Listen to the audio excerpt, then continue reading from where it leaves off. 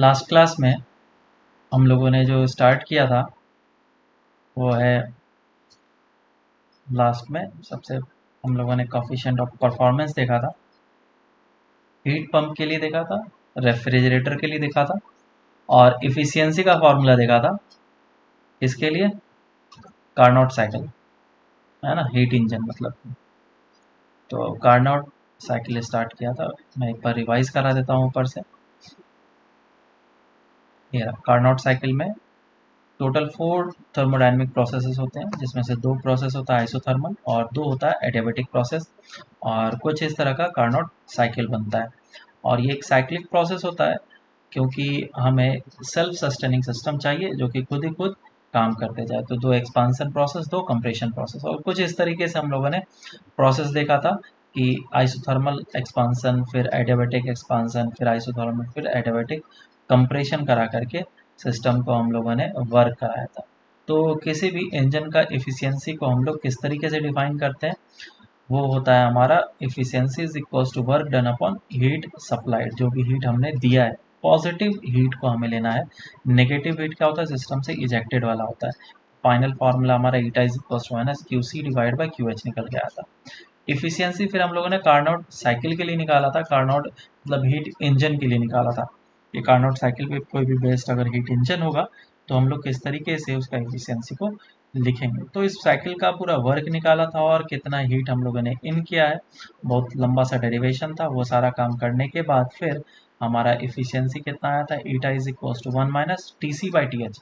T C का मतलब cold reservoir का टेम्परेचर, एंड टी एच का मतलब हॉट रिजर्वर का टेम्परेचर, और 1 minus Q C by Q H आया था। फिर रेफ्रिजरेटर के बारे में कंस्ट्रक्शन, इसका वर्किंग बताया था मैंने, और साथ ही साथ बताया था कि ये वर्क किस तरह से करता है, और इसका एफिशिएंसी जो है हम लोगों को कोफिशिएंट ऑफ परफॉर्मेंस से डिनोट करते हैं। तो सी ओ पी क्या हो जाएगा, जितना हीट इजेक्ट किया सिस्टम से और जितना हमें वर्क करना पड़ा, तो उसका जो रेशियो है वो कोफिशिएंट ऑफ परफॉर्मेंस आ जाएगा। तो ये फॉर्मूला निकल के आया था ईटा के टर्म्स में। और हीट पंप फिर हम लोगों ने देखा था इसका वर्किंग, और किसका फॉर्मूला क्या होता है, C O P that is equal to Q H by W. फिर क्वेश्चन किए थे कुछ प्रोसेसेस के लिए हम लोगों ने इफिशियंसी का भी फॉर्मूला निकाला था। तो ये हमारा इफिशियंसी का काम होता है, इस तरीके से हम लोग इफिशियंसी वगैरह निकालते हैं। चलो अब हम लोग स्टार्ट करते हैं, डेट इज स्पेसिफिक हीट।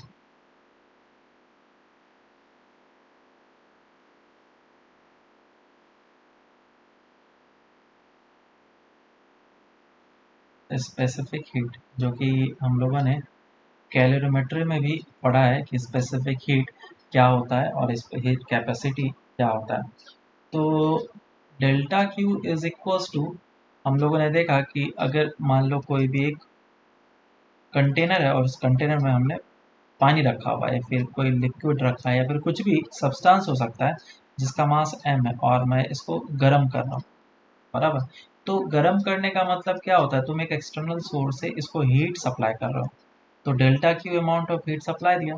अब इसके हीट सप्लाई होने के कारण से इसका टेम्परेचर बढ़ेगा, फ्रॉम इनिशियल से लेकर के फाइनल। तो यहाँ कुछ ऑब्जर्वेशन किया जा सकता है जिससे हम लोग बोल सकते हैं कि जितना तुम हीट डालोगे उतना ही टेम्परेचर बढ़ेगा, और जितना हीट डालोगे मास के हिसाब से उसका टेम्परेचर बढ़ेगा। तो डेल्टा क्यू जो है वो कितना निकल के आ जाएगा, is equals to M S delta T. ये चीज़ हम लोगों ने पहले भी देखा था। तो यहाँ पे एस को हम लोग क्या बोलते हैं, डेल्टा क्यू जो है हमारा हीट सप्लाइड है, delta T rise in temperature, M हमारा मास है, और एस को हम लोग स्पेसिफिक हीट कैपेसिटी बोलते हैं। ठीक है,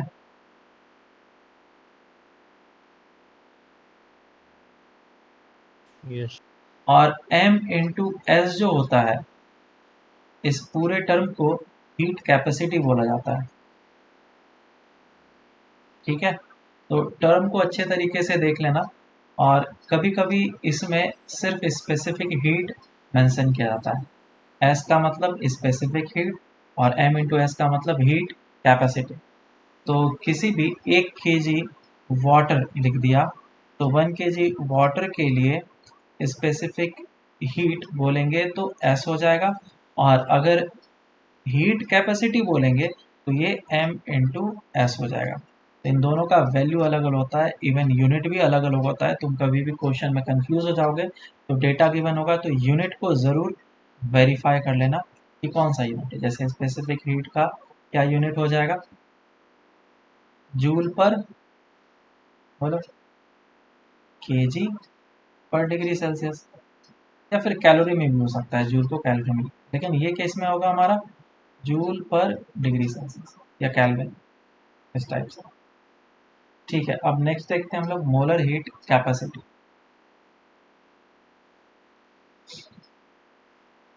मोलर हीट कैपेसिटी, और इसके बारे में मैंने पहले ही थोड़ा सा बता दिया था, क्योंकि मुझे हर एक डिफरेंट प्रोसेस के लिए सी का वैल्यू निकालना था, मोलर हीट कैपेसिटी का वैल्यू निकालना, लेकिन फिर भी यहाँ पे हम लोग देखेंगे। तो सी हमें डिफाइन करना है क्या होता है। तो अभी हम लोगों ने देखा कि delta Q is equal to क्या होता है, एम एस डेल्टा टी होता है, क्योंकि हम लोग सारे के सारे काम थर्मोडायनेमिक्स गैस गैस वगैरह के लिए करते हैं, तो हमें नंबर ऑफ मोल्स पता होता है। तो क्यों ना मास को मैं नंबर ऑफ मोल्स में कन्वर्ट कर लूँ, बिल्कुल। तो मास को अगर मैं कैपिटल एम से डिवाइड कर लूँ, जैसे मोलर मास, और कैपिटल एम से ऊपर मल्टीप्लाई कर लूँ, तो ये क्या बन जाएगा, नंबर ऑफ मोल्स, ये हो जाएगा एन, और इस टर्म को हम लोग सी बोल लेते हैं। ये हमारे पास फॉर्मूला बन करके रेडी हो गया, it is equal to N C delta T, where C is called molar heat capacity, और इसका जो यूनिट हो जाएगा वो कितना हो जाएगा, जूल पर मोल पर डिग्री सेल्सियस। ठीक है, सिंपल सा यूनिट है। और अगर टेम्परेचर में काफ़ी छोटा सा चेंज किया गया तो इस फॉर्मूले को हम लोग कुछ इस तरीके से भी लिख सकते हैं, डी क्यू जो होगा एन सी डी टी के बराबर होगा, क्योंकि छोटा सा हीट दिया तो छोटा सा टेम्परेचर हो रहा।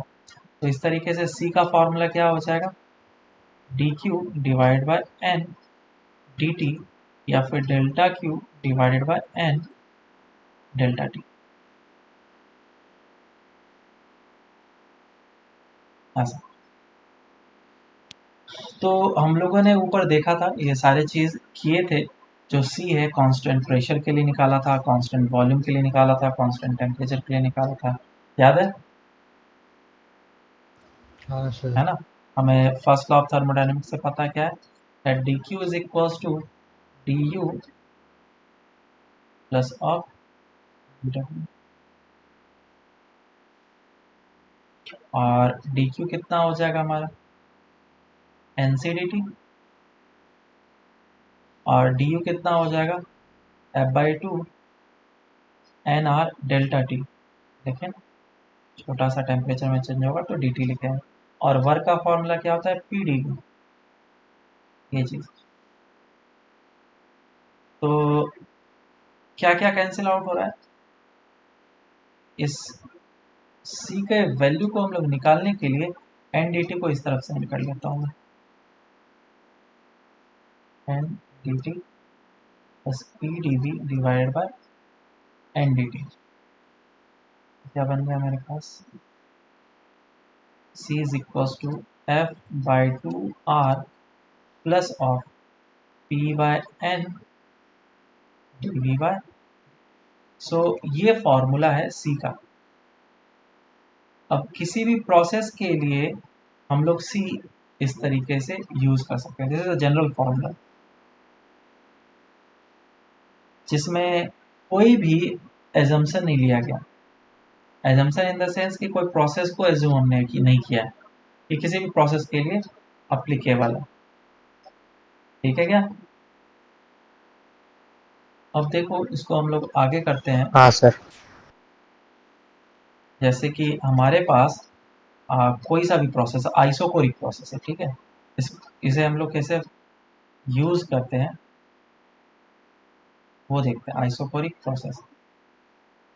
तो आइसोकोरिक प्रोसेस में क्या होता है, वॉल्यूम कांस्टेंट, और वॉल्यूम कांस्टेंट है तो डीवी कितना हो जाएगा, जीरो। तो C का वैल्यू है F/2 R plus of P/N dV/dt। कितना हो जाएगा ये PV0। So C will be equals to F/2 R, क्योंकि कांस्टेंट वॉल्यूम पे है। हम लोग इस तरह से बोलो, समझ में आया क्या? जो कि हम लोगों ने पहले हाँ निकाला हुआ है आइसोकोरिक प्रोसेस के लिए।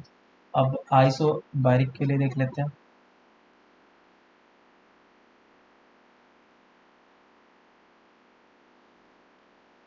आइसोबारिक प्रोसेस में जो हम लोग प्रेशर बोलते हैं वो कांस्टेंट बोलते हैं, और प्रेशर अगर कांस्टेंट है तो C का वैल्यू होता है F/2 R plus of P/N dV/dt। ठीक है, तो मुझे dV/dt का वैल्यू चाहिए। बताओ कैसे निकलेगा dV/dt?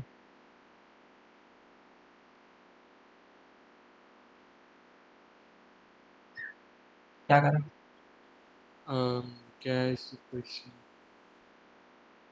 PV is equals to NRT होता है, इसे डिफ्रेंशिएट कर लो, क्योंकि प्रेशर तो कांस्टेंट है, तो ये हो जाएगा P dV is equals to NR dt। तो P dV/dt मिल गया मुझे, इज इक्वल्स टू NR। तो dV/dt का वैल्यू हम लोग पुट कर लेते हैं। It is equals to NR/P। So P cancel out, N से N कैंसिल आउट हो जाएगा, ये बच जाएगा F/2 R plus of R। C का वैल्यू कितना आ गया?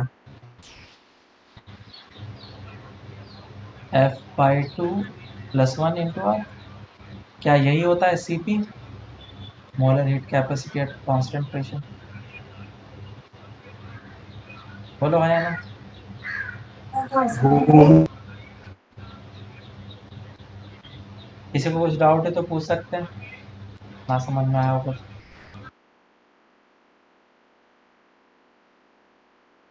तो सेम काम हम लोग आइसोथर्मल के लिए कर सकते हैं, एडियाबेटिक के लिए कर सकते हैं। और आइसोथर्मल और एडियाबेटिक के लिए लगाएंगे तो मैं यहाँ खुद पता चलेगा।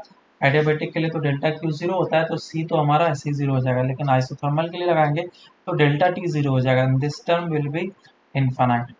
तो हम लोग आइसोथर्मल के लिए नहीं ट्राई करते हैं, मतलब CT डिफाइन नहीं करते ये चीज़। एक पॉलीट्रॉपिक प्रोसेस है, उसे हम लोग थोड़ी देर में करेंगे। अब आगे चलते हैं और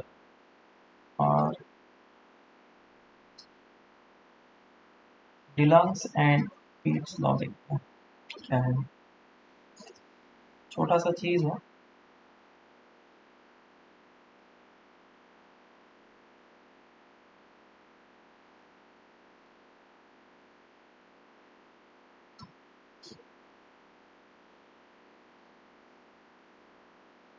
एक्चुअली इन्होंने क्या किया, एक एक्सपेरिमेंट किया, ठीक है।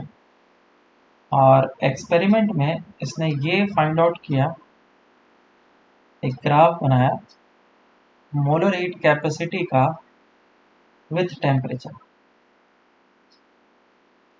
ठीक है, यहाँ पे अलग बनाया।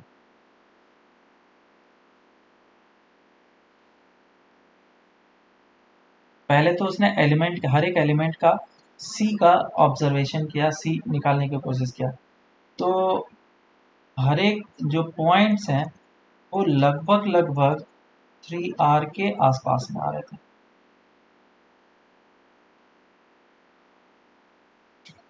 क्या पता चला कि जो C का वैल्यू है वो लगभग लगभग कितना है, 3R।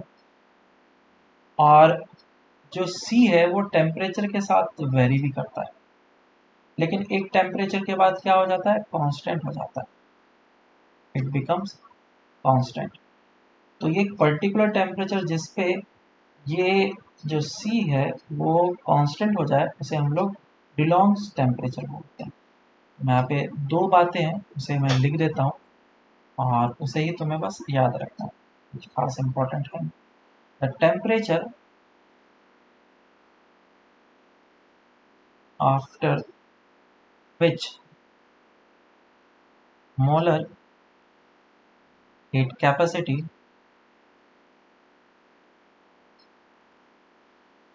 becomes constant is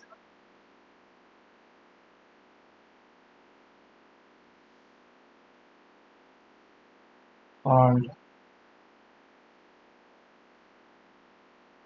Dulong's temperature.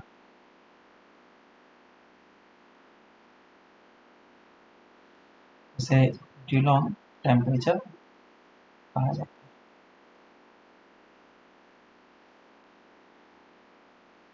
और दूसरा पॉइंट ये लिखा गया है कि the molar heat capacity of solid substances.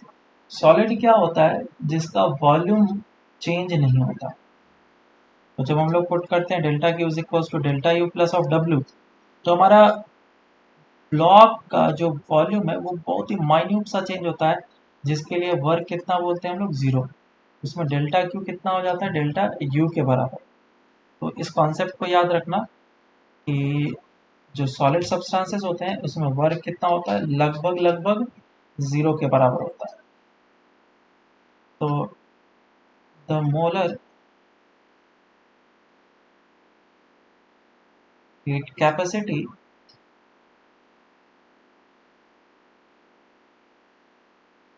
of solid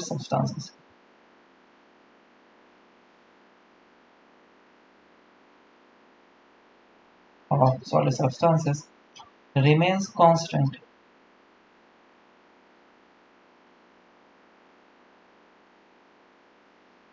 at room temperature, remains constant at room temperature, which is equals to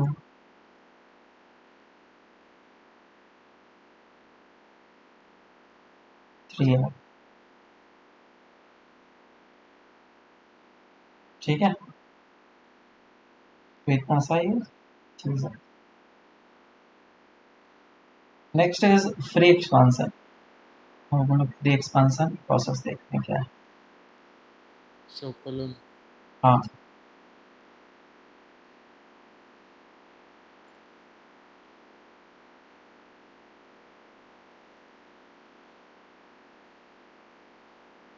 तो बताओ फ्री एक्सपांसन का मतलब क्या है? पहले तो ये बताओ, उसके बाद फिर हम लोग समझेंगे इसमें क्या हो रहा है।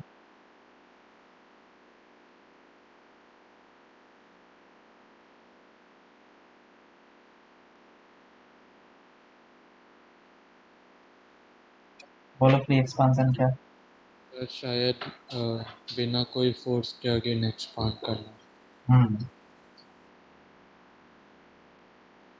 जैसे कि फॉर एन एग्जांपल मैं एक सिचुएशन यहाँ पे दे रहा हूँ।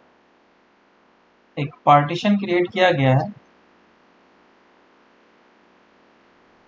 और इस जगह पे वाल्व लगाया रखा गया है, वाल्व लगा के रखा गया है जिसको खोला जा सकता है। और इसके लेफ्ट साइड में गैस फिल किया गया और इस तरफ वैक्यूम, और ये एडियाबैटिक वॉल है। बेसिकली एडियाबैटिक वॉल नहीं भी हो सकता है, कोई जरूरत नहीं, बस वॉल है।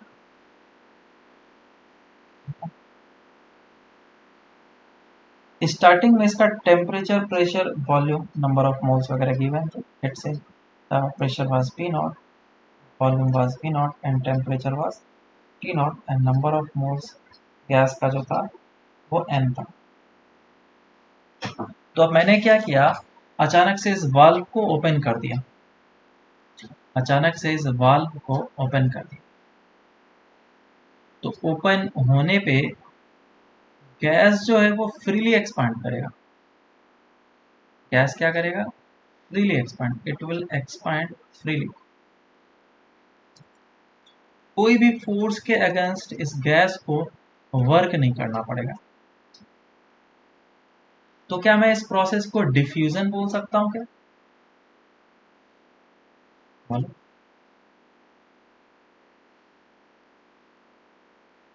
डिफ्यूजन में भी ऐसा ही होता है। बोलो, क्या डिफ्यूजन बोला जा सकता है क्या? एफ्यूजन। हाँ, एफ्यूजन। एक्चुअली में इसे हम लोग डिफ्यूजन नहीं बोलेंगे। डिफ्यूजन का मतलब क्या होता है, कंसंट्रेशन के डिफरेंस के कारण से किसी भी फ्लूइड का मूवमेंट होना, या फिर एक तरफ कंसंट्रेशन ज़्यादा है दूसरी तरफ कंसंट्रेशन ज़्यादा है, वो हायर कंसंट्रेशन से लोअर कंसंट्रेशन की तरफ मूव करना चाहता है। लेकिन यहाँ पे तो वैक्यूम है, कोई भी गैस ही नहीं अवेलेबल है, तो किसी के अगेंस्ट कोई वर्क नहीं करना पड़ेगा। बराबर, तुम बोलोगे सर लेफ्ट साइड में देखो कंसंट्रेशन हाई है और राइट साइड में कंसंट्रेशन को जीरो बोल दो। ऐसा नहीं कर सकते। जब कंसंट्रेशन का डिफरेंस होता है तो इस तरफ भी मॉलिक्यूल्स होते हैं और इस तरफ भी मॉलिक्यूल्स होते हैं, और इसके अगेंस्ट में ये पुश होकर के उस तरफ जाता है। बात समझ में आएगा? लेकिन यहाँ पे ऐसा कुछ नहीं हो रहा है। तो फ्री एक्सपांसन का मतलब क्या है कि किसी भी चीज के अगेंस्ट ये मूव नहीं करेगा, ये फ्रीली एक्सपांड कर रहा है। तो क्या इसको वर्क करने की जरूरत पड़ेगी क्या? गैस को कोई भी वर्क करने की जरूरत पड़ी? नहीं। क्या इस वॉल को मूव कराया? इधर मूव कर गया क्या? ये फोर्स लग रहा है, ऐसा नहीं कि फोर्स नहीं लग रहा है, लग रहा है। यहाँ पे फोर्स लग रहा है, लेकिन क्या वॉल इस तरफ डिस्प्लेस किया? नहीं डिस्प्लेस किया। तो वर्क होगा क्या गैस के कारण से? नहीं, it will be zero. So work done by the gas will be zero in this free expansion process. तो मैं यहाँ पे लिख देता हूँ, if the gas is allowed to expand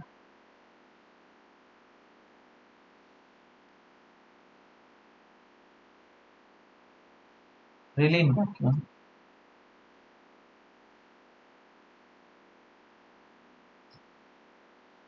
then the work done by the gas by the gas will be zero।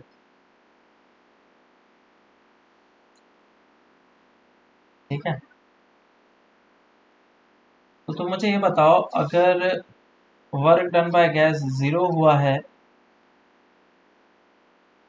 तो W को तो मैं इस जगह पे जीरो कर देता हूँ, तो डेल्टा क्यू कितना होगा और डेल्टा यू कितना होगा?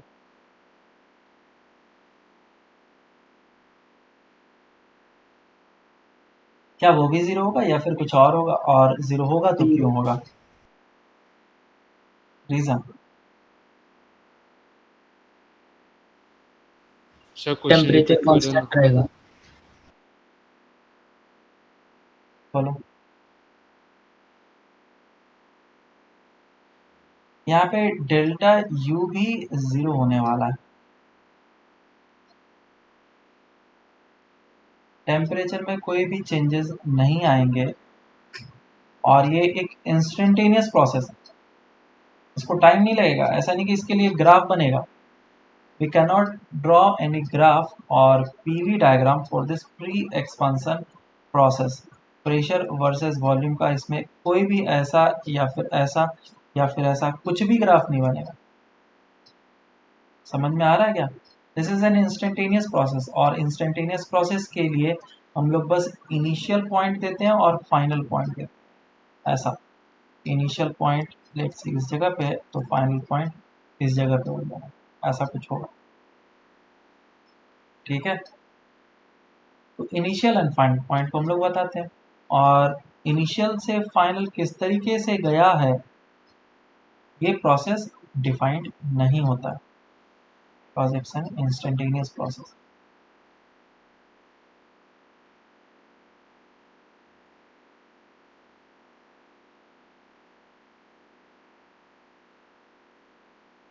path is not path is not defined, ये चीजें हैं। तो इसमें डेल्टा यू जीरो हो गया, डेल्टा क्यू कितना होगा? क्या बाहर से कोई हीट अंदर आएगा या नहीं आएगा? या इजेक्ट होगा वही है। या नहीं होगा? बोलो। इक्वल्स टू जीरो और नॉट इक्वल्स टू जीरो, क्या लिखे?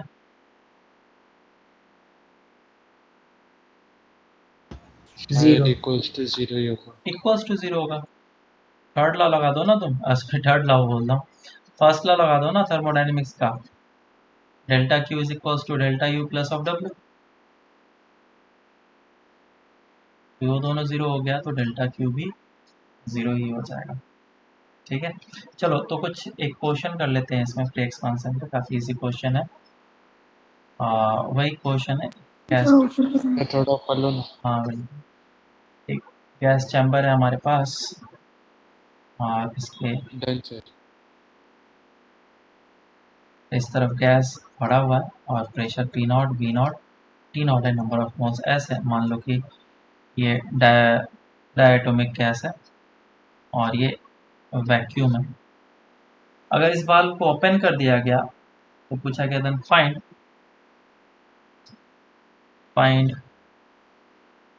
The final temperature pressure and volume.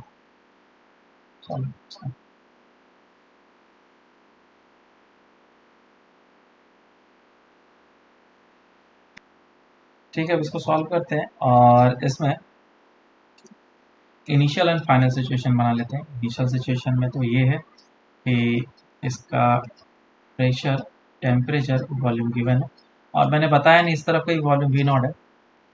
Final situation में ऐसा हुआ कि ये एक्सपांड कर गया, गैस इधर भी होगा और गैस इधर भी होगा। क्या इसके नंबर ऑफ मोल्स चेंज हुए क्या? नहीं, अभी भी नंबर ऑफ मोल्स एन है, तो फाइनल भी नंबर ऑफ मोल्स एन ही रहेगा, क्योंकि वर्क ज़ीरो है, डेल्टा यू ज़ीरो है, तो इनिशियल टेम्परेचर और फाइनल टेम्परेचर तो सेम ही होने वाला है, T is equals to T not, और डेल्टा क्यू भी ज़ीरो हो रहा है इसमें, बराबर। अब P V is equals to N R T लगा सकते हैं हम लोग एक इनिशियल टाइम पे और एक फाइनल टाइम पे, P V is equals to N R T लगाया। प्रेशर पी डैश, वॉल्यूम हो चुका है टू वी नॉट और टेम्परेचर तो टी नॉट ही रहने वाला है। तो जब इन दोनों इक्वेशन को कंपेयर किया तो प्रेशर कितना आ जाएगा, T not by to. Pressure बस आधा हो गया है, वॉल्यूम डबल हो चुका है और टेम्परेचर कांस्टेंट रहा। टेम्परेचर कांस्टेंट है, क्या मैं इसे आइसोथर्मल प्रोसेस बोल सकता हूँ?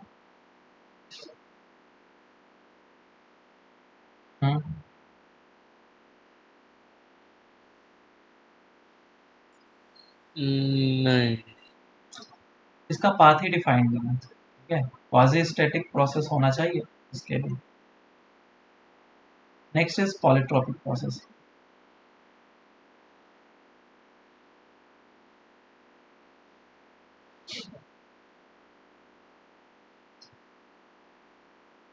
पॉलीट्रोपिक प्रोसेस, अब देखो इससे पहले हम लोगों ने क्या देखा था, आइसोथर्मल प्रोसेस देखा था और एडियाबेटिक प्रोसेस देखा था। तो हम लोगों ने देखा कि आइसोथर्मल प्रोसेस में P V is equals to constant देखा, बोला गया, और एडियाबेटिक के लिए P V raise to power gamma is equals to constant बोला गया। लेकिन अगर यहाँ पे पावर को देखें तो पावर एक तो वन है और एक में गामा है। ज़रूरी थोड़ी ना है कि P V raise to power one ही हो ऑलवेज या फिर गामा ही हो, कोई सा भी पावर हो सकता है और उस प्रोसेस के थ्रू मैं किसी भी गैस को ले जा सकता हूँ। तो एक ऐसा प्रोसेस जिसमें कि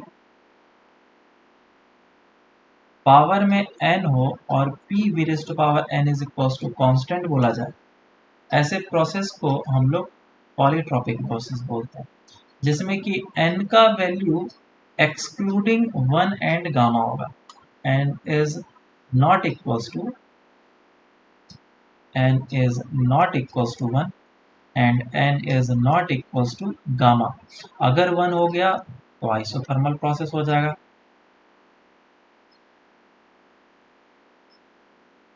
और अगर गामा हो गया तो ये एडियाबेटिक प्रोसेस हो जाएगा। ठीक है, ये वैल्यू नहीं होना चाहिए। और भी चीज़ें हैं इसमें, हम लोग आगे जा कर के समझेंगे ग्राफ के हिसाब से कि n का वैल्यू चेंज होने पे ये सारे प्रोसेस को डिफाइन कर सकता है।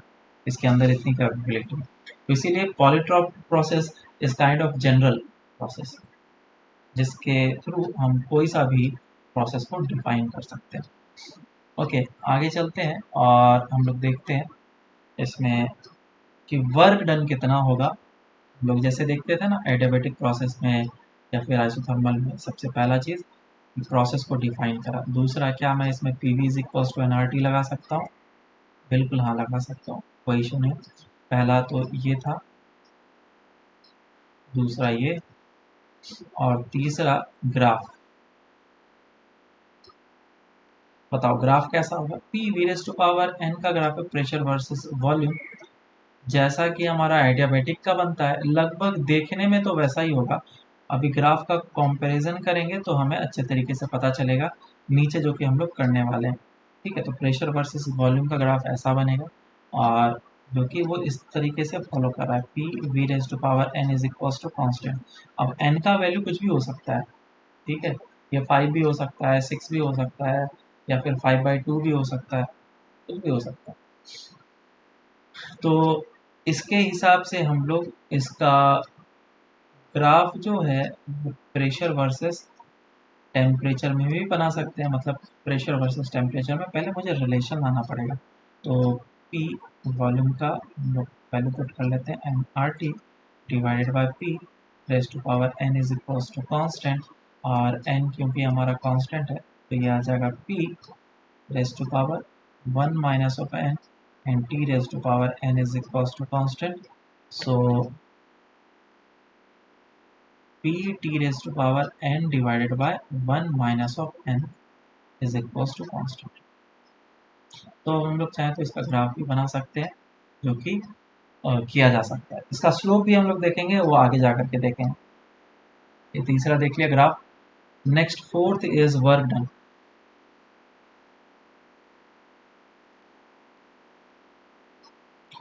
बताओ पॉलीट्रोपिक प्रोसेस का वर्क हम लोग कैसे निकालेंगे?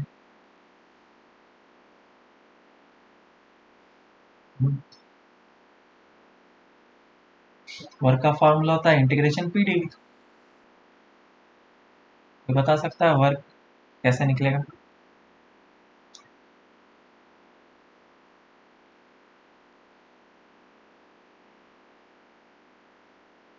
कोई नहीं, जबकि बहुत इजी है।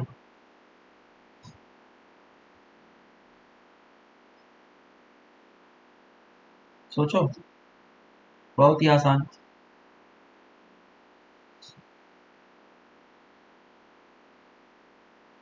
देखो, हम लोगों ने एडियाबेटिक प्रोसेस के लिए वर्क का फॉर्मूला निकाला हुआ है। एडियाबेटिक प्रोसेस में हम लोग क्या बोलते हैं, P V raise to power gamma is equals to constant होता है, तो उसका वर्क का फॉर्मूला क्या होता है, इंटीग्रेशन पी डी वी। और इसी को हम लोगों ने इनिशियल से लेकर के फाइनल तक इंटीग्रेट किया था, तो ये निकल के आया था N R N R delta T T by 1 - n। 1 - गामा, है ना? तो मैथ्स तो वही होता है, इंटीग्रेशन के टाइम पे गामा रखो चाहे एन रखो, यहाँ पे बस वैल्यू चेंज हो जाएगा। मेरी बात समझ में आई ना? तो हमारा वर्क का जो फॉर्मूला होगा, वापस से मैं वो डेरिवेशन करना नहीं चाहता हूँ, एडियाबेटिक प्रोसेस का जाकर देख सकते हो चाहो तो इधर से वर्क का जो फॉर्मूला निकल के आ जाएगा वो आ जाएगा N R delta T upon 1 - of n, या फिर delta P V divided by 1 - of n। ये हो जाएगा वर्क का फॉर्मूला। सिंपल सा हमारा निकल गया वर्क। नेक्स्ट इज, वर्क निकल चुका है, तो डेल्टा यू देख लो।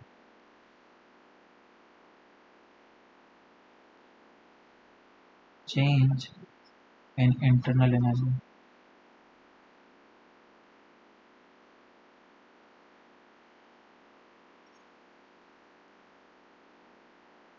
बोलो डेल्टा यू कितना होगा?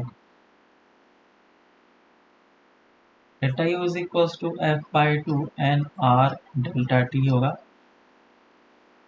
हमेशा से यही फॉर्मूला चलते आ रहा है, और ऑलवेज कुछ भी हो जाए इसी फॉर्मूले को यूज करेंगे। Next is delta Q, heat.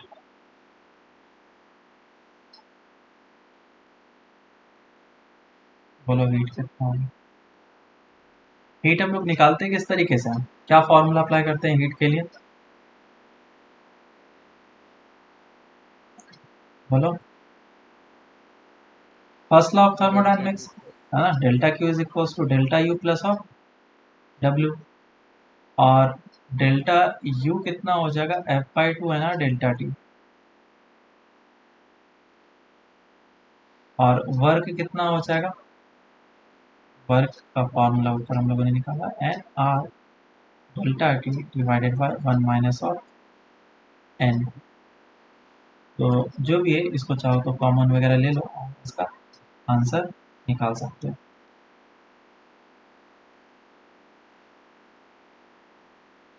F by two plus one divide by one minus of N R delta T. वैसे याद रखने का ज़रूरत नहीं है क्योंकि हर एक बार हम लोग delta Q is equal to delta U plus of W का फॉर्मूला लगाएंगे ही लगाएंगे। ठीक है, ये हमारा डेल्टा क्यू आ गया। और इसके बाद फिर हम लोग क्या करते थे,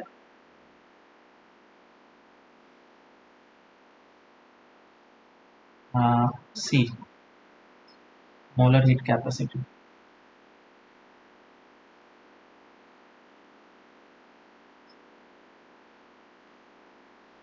मोलर हीट कैपेसिटी कैसे निकलेगा,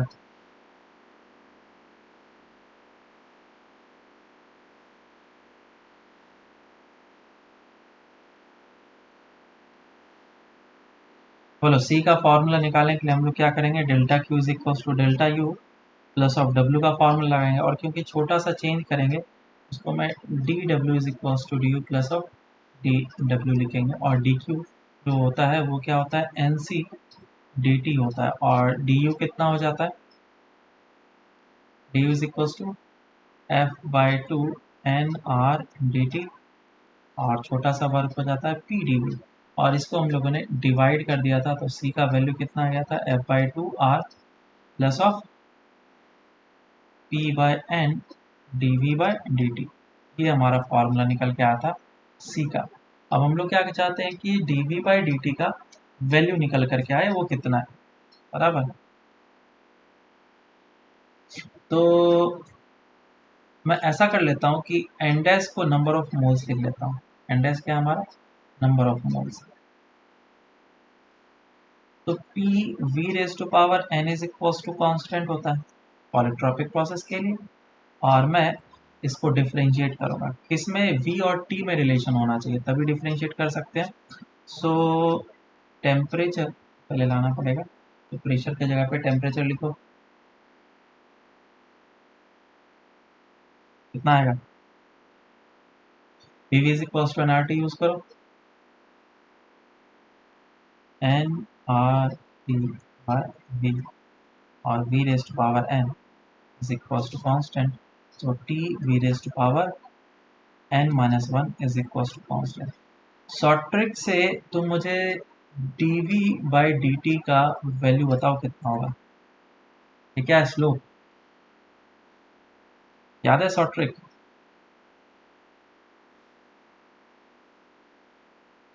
minus of one by N minus one और v बाई टी। हाँ। नहीं याद है, चलो इसको देखेंगे हम लोग अभी आगे आकर। तो is equals to F by two R plus of P divided by N dash, number of moles को हम लोगों ने एन डैश से डिनोट किया है। और D V by D T को हम लोगों ने यहाँ पे वैल्यू पुट कर लेता हूँ इस तरह से, दैट इज माइनस में one by N minus one. और एन क्या है, ये वाला एन, वी बाई टी। तो क्या बच रहा है, F by two R plus of P divided by N dash which is number of moles.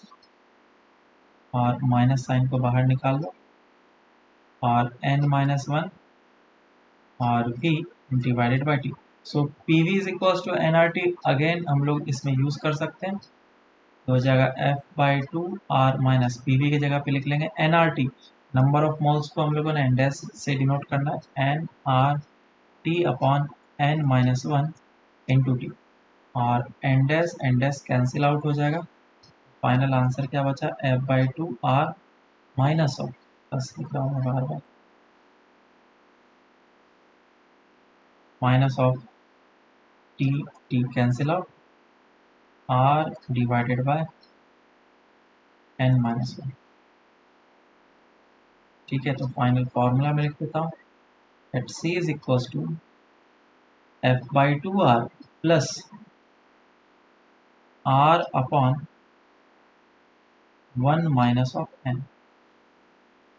इस फॉर्मूले को हम लोग ऑलवेज याद रखेंगे, ये है हमारा पॉलीट्रॉपिक प्रोसेस के लिए सी।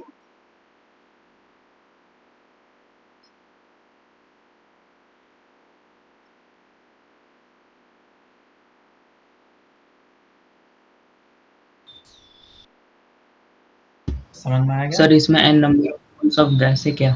n क्या है हमारा, p v raise to power n is equal to constant वाला n। ठीक है, ये वाला हाँ n, सर। इस n को यूज करना। तो तुम्हें क्या याद रखना है कि n-1 होता है या फिर 1 माइनस ऑफ n होता है।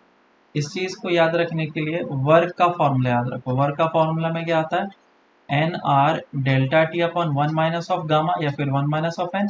तो यही 1 माइनस ऑफ एन जो है वो इस जगह पे आएगा। क्लियर है? इस चीज को याद रखना, तो मैं हमेशा याद यस रखता सर। हूँ। ओके,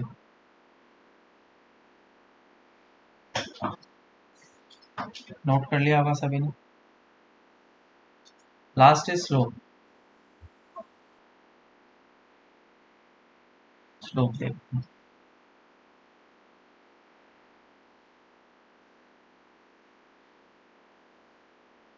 तो स्लोप निकालने का हम लोगों ने तरीका देखा था, P V raise to power N is equal to constant होता है, और प्रेशर वर्सेस वॉल्यूम का कर्व अगर हमारे पास ऐसा है, स्लोप को कंपेयर कर सकते हैं, इवन स्लोप निकाल सकते हैं। ये तो टेंजेंट है m, कितना हो जाएगा स्लोप? क्या शॉर्ट ट्रिक देखा था, प्रेशर के पावर में 1 होना चाहिए और बाकी जो है वो वॉल्यूम के पावर में होना चाहिए। तो dp अपॉन dv जो होगा that will be equals to, जो भी चीज़ लिखा हुआ है उसको माइनस साइन लगा करके लिख देना है, और पहले इस टर्म को लिखना है फिर दूसरा इस टर्म को लिखना है, तो divide p divided by v हो जाएगा। सो दिस इज स्लोप, है कि नहीं? उसी तरीके से अगर मैं इसको दूसरे फॉर्मेट में कन्वर्ट करूँ, प्रेशर की जगह पे लिख लो N R T divide by V into V raise to power N is equal to constant. So T V raise to power N minus one is equal to constant हो गया। तो इसके लिए बताओ D T by D V कितना हो जाएगा slope?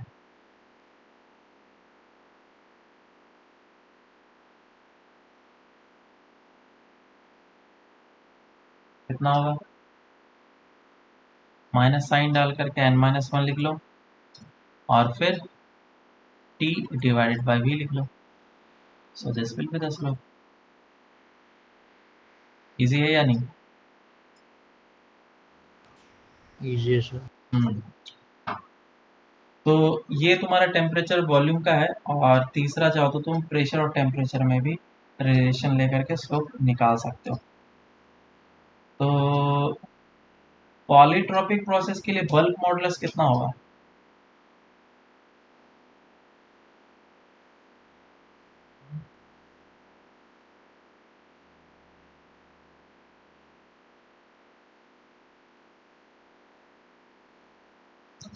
Adiabatic process के लिए बल्क मॉडुलस कितना होता है?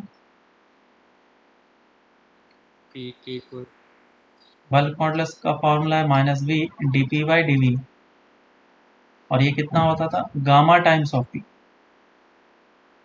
तो सेम टाइप ऑफ फॉर्मूला तो यहाँ पे पॉलीट्रॉपिक प्रोसेस के लिए,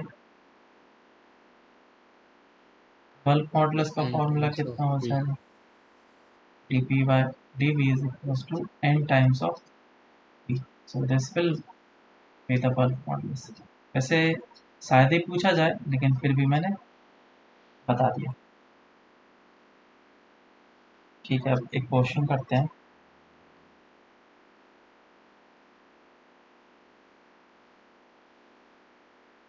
क्वेश्चन है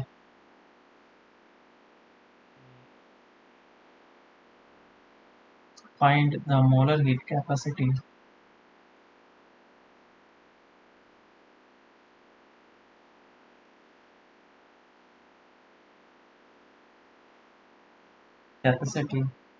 of a diatomic gas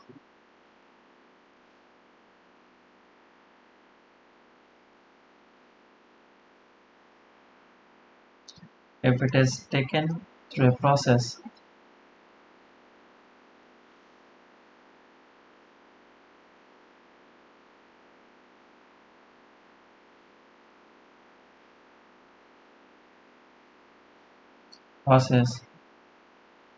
which is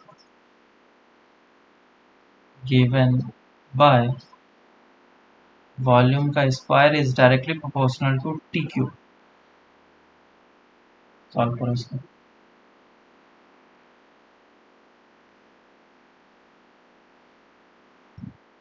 तो इसको सॉल्व करते हैं और देखते हैं क्या आ रहा है आंसर। तो मोलर हीट कैपेसिटी निकालना है और सी का फार्मूला भी हम लोगों ने देखा, बिकॉज F/2R। किसी भी प्रोसेस के लिए, कोई सा भी प्रोसेस एक जनरल प्रोसेस है, उसके लिए हम लोग P/N dV/dt यूज करते हैं फॉर्मूला। ठीक है, तो मुझे क्या निकालना है, dV/dt निकालना है, and volume square is directly proportional to T cube है, तो मैं इसको बोल सकता हूँ that volume is equals to k times of T⁻³ और अगर इसको मैं डिफ्रेंशिएट करूँगा dV/dt तो ये कितना आ जाएगा, k टाइम्स ऑफ T⁻³ है,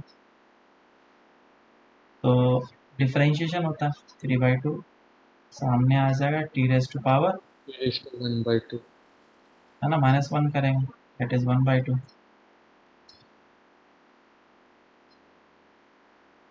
1/2, तो इस जगह से dV/dt का वैल्यू आ चुका है और वहाँ पे हम लोग चाहें तो पुट कर सकते हैं और आंसर ला सकते हैं, या फिर हम लोग ये कर सकते हैं C is equals to F/2R plus of P/N dV/dt ना यूज करके हम लोग इस फॉर्मूले को यूज कर लेंगे।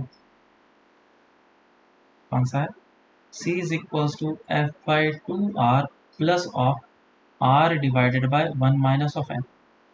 इस फॉर्मूले को यूज करेंगे क्योंकि पॉलीट्रॉपिक प्रोसेस है, तो मुझे बार बार डिफरेंशिएट करके वैल्यू क्यों पुट करना है एन का, हम लोग क्यों ना एन का वैल्यू ही निकाल लेते हैं। तो क्योंकि V square is directly proportional to T cube है, तो मैं पी और वी में रिलेशन लाना चाहता हूँ, तो वी स्क्वायर जो भी है मैं इसको इस तरफ कर लेता हूँ, T cube V raise to power -2 equals to some constant, and so T के जगह पे लिख लेता हूँ मैं P divide by N R, और वॉल्यूम के पावर में आ जाएगा 2/3 is equals to constant. So T V raise to power 1 minus 2/3 is equals to constant, और कितना आ जाएगा V raise to power -1/3 is equals to constant. So N का वैल्यू कितना निकल के आया, 1/3। बोलो क्या समझ में आया, हाँ सर। है ना, एन का वैल्यू हमारा 1/3 निकल, इसमें पुट कर लो और पुट करेंगे हमारा आंसर आ जाएगा। सिंपल था, खास है नहीं। कौन सा गैस दे रखा है, डायटोमिक, डायटोमिक है तो 5/2 हो जाएगा, R divide by 1 minus of 1/3, so 5/2 और प्लस ये कितना हो जाएगा 3R divided by 3 minus 1 2 is equals to 4। तो एक छोटा सा तरीका है और इस तरीके से हम लोग आसानी से क्वेश्चन को कर सकते हैं। ये थोड़ा जो ऊपर वाला है बड़ा सा मेथड है, क्यों, क्योंकि मुझे बार बार डिफरेंशिएशन करना पड़ेगा, वैल्यूज को पुट करना पड़ेगा, फिर बेसिक कॉस्ट एनआरटी लगाना पड़ेगा।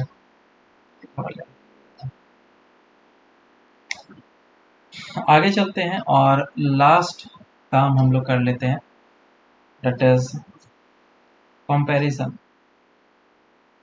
आइसोथर्मल और एडियाबैटिक कर्व का।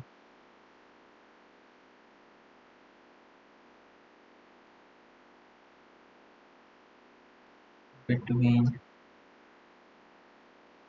isothermal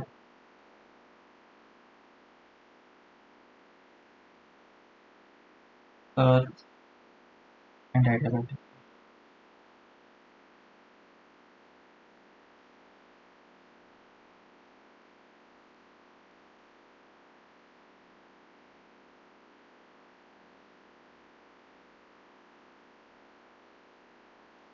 तो मैं एक पॉलीट्रोपिक प्रोसेस के बारे में बात कर रहा था।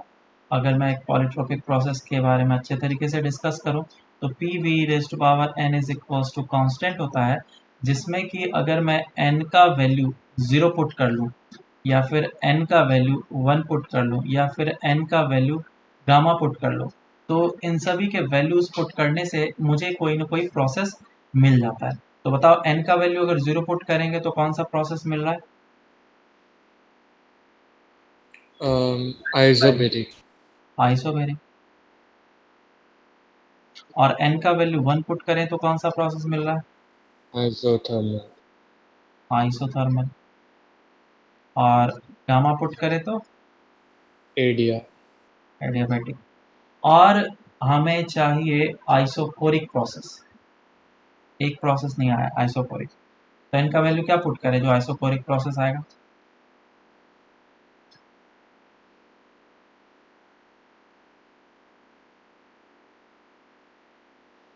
सोचो अच्छे से।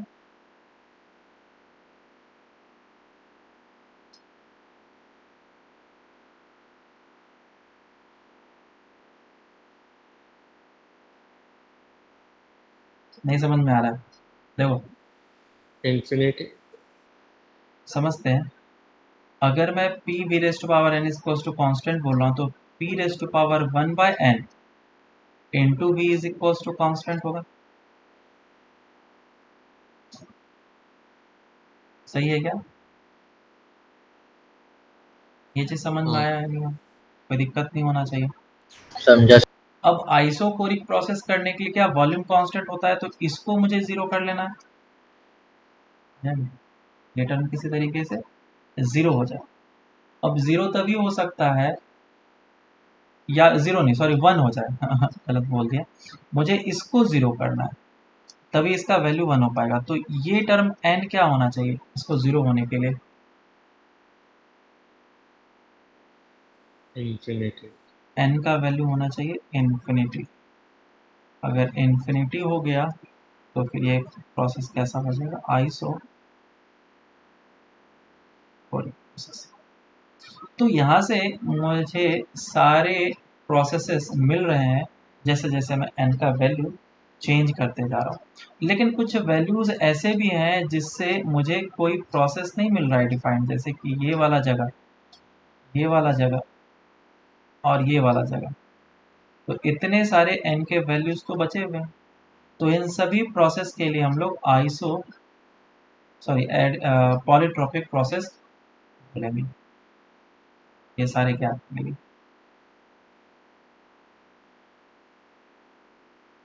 ठीक है, तो एक बार मैं इसका ग्राफ बना देता हूँ। याद होगा तो मैं अच्छे तरीके से जब हम लोगों ने ग्राफ बनाया था आइसोथर्मल और एडियाबैटिक का, तो कौन सा ग्राफ ऊपर आता है और कौन सा नीचे आता है?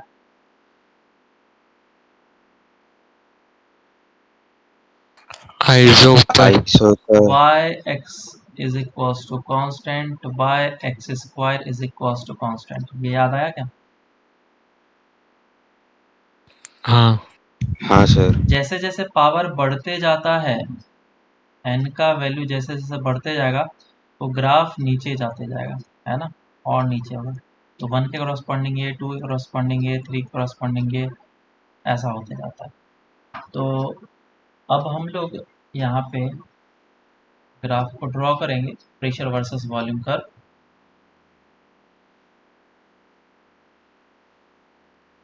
तो सबसे पहले n इज इक्वल्स टू 0 के लिए, अगर n इज इक्वल्स टू 0 है तो एक स्ट्रेट लाइन होगा ऐसा। और n इज इक्वल्स टू 1 मतलब आइसोथर्मल, तो ऐसा होगा। और फिर है हमारा n raise to power gamma जो कि ऐसा होगा, और बाकी जो है वो ऐसे होंगे पॉलीट्रॉपिक के लिए, और n is equals to infinity, tends to infinity है जो वो बिल्कुल वर्टिकल होगा ऐसा। सारे प्रोसेसेस यहाँ पे हमें पता चल गया। इसको मैं रेज करके वो इससे बना देता हूँ। सर पॉलीट्रॉपिक का वो बीच में भी आ सकता है, लाइक आइसो के हाँ ऊपर हाँ बिल्कुल बिल्कुल पॉलीट्रॉपिक। बिल्कुल।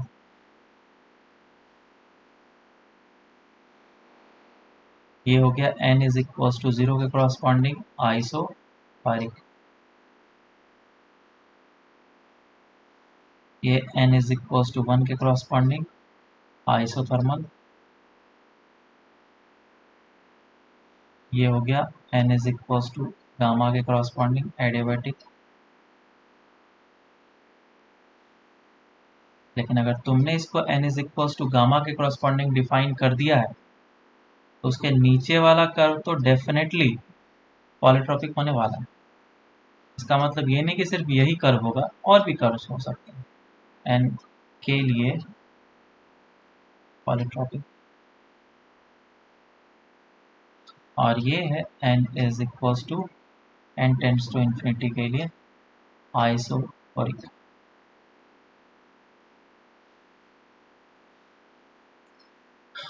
तो एरो का डायरेक्शन मैंने ऐसे ही दे दिया है, इधर भी एरो जा सकता है, ऊपर नीचे, डिपेंडिंग अपॉन द एक्सपांसन और कंप्रेशन प्रोसेस, क्योंकि प्रेशर वर्सेस वॉल्यूम कर्व। लेकिन मेनली हम लोग अभी कंपेयर करना चाहते हैं आइसोथर्मल और एडियाबैटिक प्रोसेस को। ठीक है, तो दो तरह के चीज़ें हो सकते हैं, या तो कंप्रेशन हो सकता है या फिर एक्सपांसन हो सकता है। तो दोनों को अलग अलग हम लोग देखेंगे। एक एक्सपांसन प्रोसेस पहले,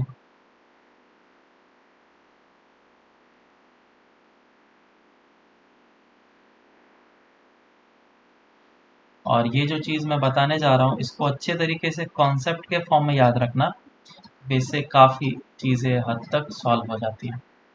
तो एक्सपांसन प्रोसेस और एक्सपांसन प्रोसेस में हम लोग अगर कर्व ड्रॉ करें तो हमें पता है कि प्रेशर वर्सेस वॉल्यूम में जो सबसे ऊपर वाला आएगा वो होगा आइसोथर्मल। अगर मान लो कि इनिशियली इस जगह पे वॉल्यूम है, तो एक इनिशियल वॉल्यूम से फाइनल वॉल्यूम तक जा रहे हैं, तो सबसे ऊपर आइसोथर्मल आने वाला है जिसमें कि n इज इक्वल्स टू 1 है, और यहाँ पे इनिशियल वॉल्यूम था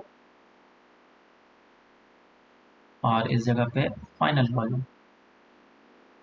तो हम लोग क्या बोलते हैं, किसी भी सिस्टम को वी नॉट वॉल्यूम से टू वी नॉट वॉल्यूम तक लेके गया, तो सबसे ज़्यादा वर्क किस प्रोसेस में मुझे करना पड़ा। ठीक है, तो मैं यहाँ पे कर्व्स सारे ड्रॉ कर देता हूँ। एक कर्व ये है, एक कर्व ये होगा, और एक लास्ट कर्व ऐसा। तो पहला n इज इक्वल्स टू 1 जो था वो तो हमारा कैसा है, आइसोथर्मल। और नीचे जो ब्लू कलर है वो कौन सा कर्व, ये सभी के सभी तो एडियाबैटिक हैं, लेकिन सबसे ऊपर एडियाबैटिक में भी 3 होते हैं, है ना, मोनो डाया पॉली। तो पॉली गाम वाला है ऊपर। हाँ, मोनो के लिए गामा कितना होता है, 1.67। और gamma for monoatomic, diatomic and polyatomic. 4। तो सबसे कम जो n का वैल्यू है वो पॉली एटॉमिक के लिए, तो ये हो जाएगा gamma is equals to 4/3 poly के लिए।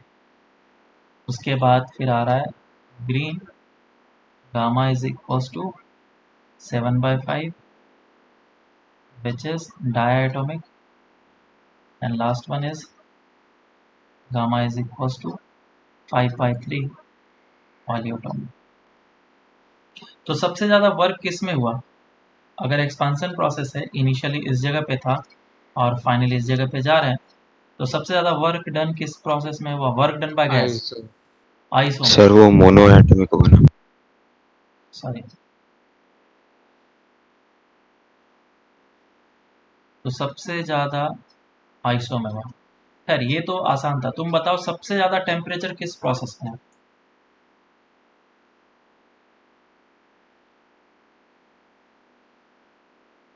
सबसे ज़्यादा टेम्परेचर किस में है?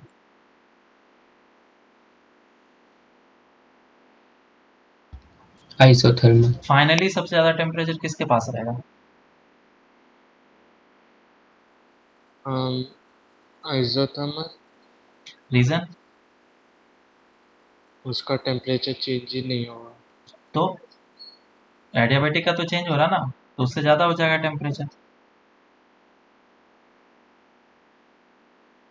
बोलो ऋषि। सर अगर फाइनल वॉल्यूम पे सबसे ज़्यादा प्रेशर आइसोथर्मल में ही है। क्यों, रीज़न? ग्राफ से पता कर सकते हैं। मैं टेम्परेचर बोला, प्रेशर वॉल्यूम तो अरे। Pressure is active temperature. तो P V is equals to N R T अगर हम लोग लगाएंगे तो वॉल्यूम तो हमारा कांस्टेंट है, तो सबसे ज़्यादा जिसका प्रेशर होगा उसी का टेम्परेचर सबसे ज़्यादा होगा, है ना? सबसे ज़्यादा प्रेशर किसका है? आइसोथर्मल। उसके बाद फिर इसका, उसके बाद फिर इसका। इस तरीके से हमें पता चलता है कि टेम्परेचर जो है सबसे ज़्यादा आइसोथर्मल वाले केस में होता है और एडियाबेटिक में कम होता है। तो एडियाबेटिक प्रोसेस में टेम्परेचर ऑलवेज डिक्रीज करता है, एक्सपांसन हो तो। कंप्रेशन की भी बात नहीं की हम लोगों ने। तो ये हो जाएगा पॉली, उसके बाद फिर डाया, उसके बाद फिर मोनो। काफ़ी इंपॉर्टेंट कॉन्सेप्ट है ये टेम्परेचर वाला, इसे याद रखना। अब आगे चलते हैं, एक्सपांसन प्रोसेस हो गया और कंप्रेशन प्रोसेस।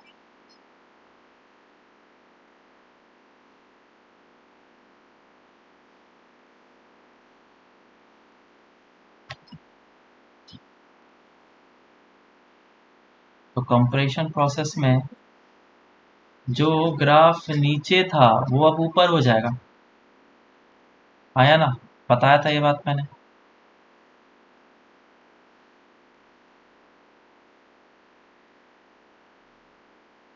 ऐसे जा रहा है, फिर ऐसे गया, फिर ऐसा, और लास्ट वन। तो इनिशियली इस जगह पे था वॉल्यूम, और फाइनली इस जगह पे वॉल्यूम आ चुका है। तो इनिशियल से अगर फाइनल हम लोग जा रहे हैं तो वॉल्यूम जो क्या हो रहा है वो घट रहा है। इनिशियली वॉल्यूम वी नॉट था, अब फाइनल वॉल्यूम कितना हो गया? V naught by two. तो वर्क डन बाय गैस कैसा हुआ है? नेगेटिव। कोई सा भी गैस ले, मतलब कोई सा भी process low, compression, it's a compression process, so the work done by gas is negative. तो मुझे पहले मैग्नीट्यूड में बताओ कि सबसे ज़्यादा work done by the gas किस में होगा, मैग्नीट्यूड अगर देखेंगे तो।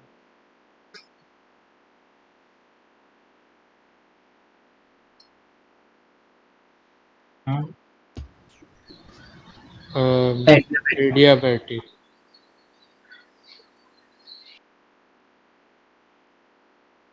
ये हो गया तुम्हारा एडियाबेटिक। एडियाबेटिक में भी तीन चीज़ें हैं, ये पॉली को बता रहा है, ये दोनों का डाया ज़्यादा का, होगा। मोनो का।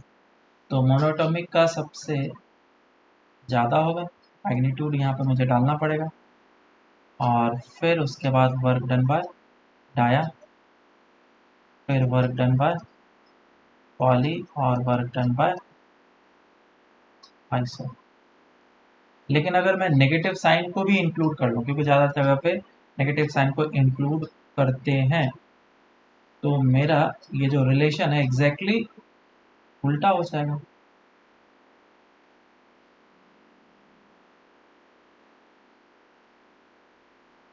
आया ना?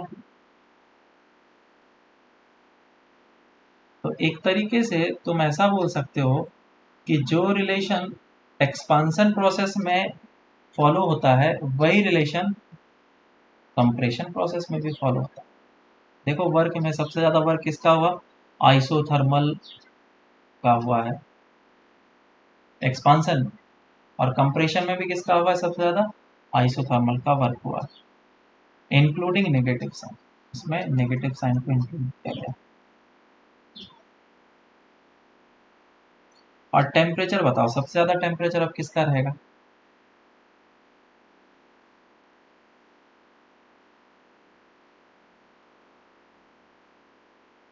पीवी का मल्टीप्लिकेशन देख लो, है ना। मोनो का सबसे ज़्यादा टेम्परेचर रहेगा। कंप्रेशन प्रोसेस में इसका मतलब टेम्परेचर बढ़ जाता है, और आइसोथर्मल का तो बढ़ना नहीं है, वो कांस्टेंट रहेगा, तो मोनो का सबसे ज़्यादा हो जाता है। और फिर पॉली, उसके बाद फिर सॉरी